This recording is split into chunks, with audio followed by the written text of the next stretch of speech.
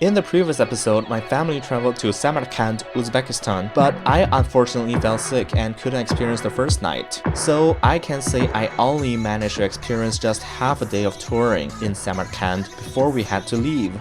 We first took a train from Samarkand to Tashkent, then went to the airport immediately to catch a flight to Urumqi in Xinjiang, China via China Southern Airlines. We arrived at the Tashkent Islam Karimov Airport earlier than expected. Part of the airport was still under construction, and the lighting was a bit too dark for me to take pictures and videos. From the outside to the departure area, there was no lift in operation. This was back in June 2024. I'm not sure if the construction is already done by the time I'm uploading this video, and if there are available lifts now, but I sure hope so. Anyways, we headed inside the airport, checked in and got our tickets, then waited for the plane to let us board. On this flight, I got upgraded for the first time in my life. You see, my grandma requested for wheelchair service and was helped onto the airplane via the back exit instead of the front with my family and the rest of the passengers. She doesn't speak English, Uzbek, or Russian, and the employee helping her with the wheelchair doesn't speak Chinese. So I asked if I could accompany her to the plane, and the staff said yes. So we went a different way, via a wheelchair lift car instead of the bus, and to the rear exit instead of the front. So when we arrived, the wheelchair lift car door opened and the engine sound was super loud. I could feel the decibels like ringing right in my ear. Like almost like I'm about to become Beethoven if exposed to it for a few seconds longer. But luckily, just a couple of meters before we got on the plane and the staff closed the door behind us. My grandma and I were also led to a seat in the front at the premium economy section instead of our originally booked economy seats near the back.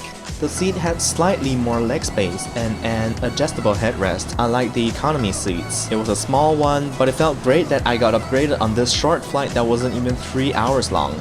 Here's the in-flight meal, basically our combined dinner/breakfast. After sleeping for a while, the sun had risen. Our plane was already in Xinjiang, and when I looked out of the window, I saw the beautiful snowy Tian Shan mountain ranges in the distance, which looked especially majestic with the golden rising sun's rays shining upon them. It was great being able to witness it in person when we missed the Tian Shan ranges on our flight from Urumqi to Tbilisi because the flight path wasn't what we expected.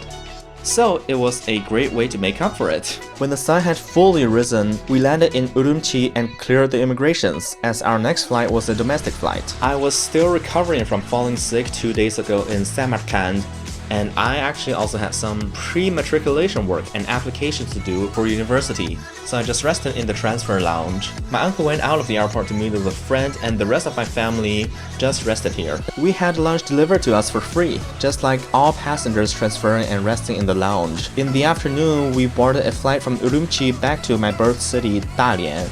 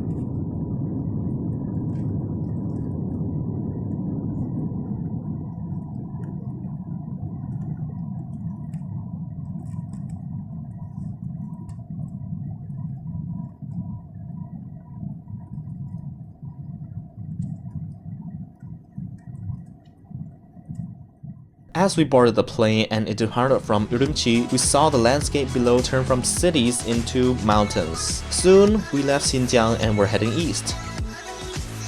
Sometime at night, the plane flew over Tianjin on the way. I recognized the shape of the Hai River and the Bohai Sea coast, as Tianjin is also my home city, although I hadn't been back there for many years and could only look through online maps. Still, it felt great to at least pass by Tianjin, and hey, It's not going to be hard to return to Tianjin in future since the direct flight from Singapore to Tianjin is now cheaper than to Beijing. Passing by Tianjin also meant we were about to reach Dalian soon, as it's right on the other side of the Bohai Sea.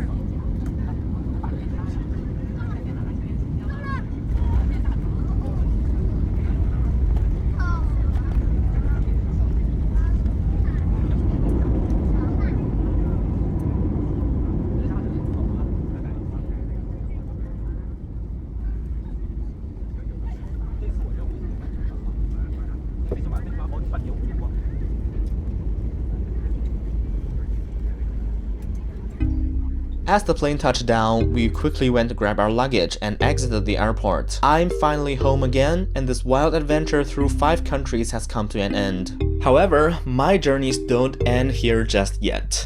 I'm simply taking a break, and I have 2 more cities to go, Dandong and Shenyang, before my entire journey ends when we return to Singapore. So please, don't stop watching my vlog series and stay tuned for my next few episodes. I'll see you again.